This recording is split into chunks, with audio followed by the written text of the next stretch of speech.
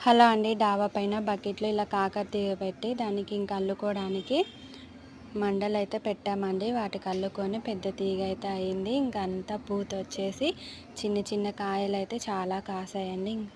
ఇంకా చూడండి, ఇవన్నీ చిన్న చిన్న కాయలేనండి. చాలా పూత అయితే వచ్చేసింది.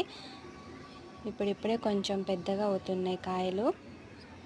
ఇంకా చూడండి ఎంత బాగా తీగ పాకిందో. ఇంకా బకెట్లోనే వేసామండి. రోజు కొంచెం వాటర్ ఉదయం సాయంత్రం పోస్తున్నాము. ఇంకా మంచి ఎగురు వచ్చేసి చాలా పెద్దగా అయితే పాకింది తీగంతా. చాలా పూతను కాయలు అయితే వచ్చేసాయి.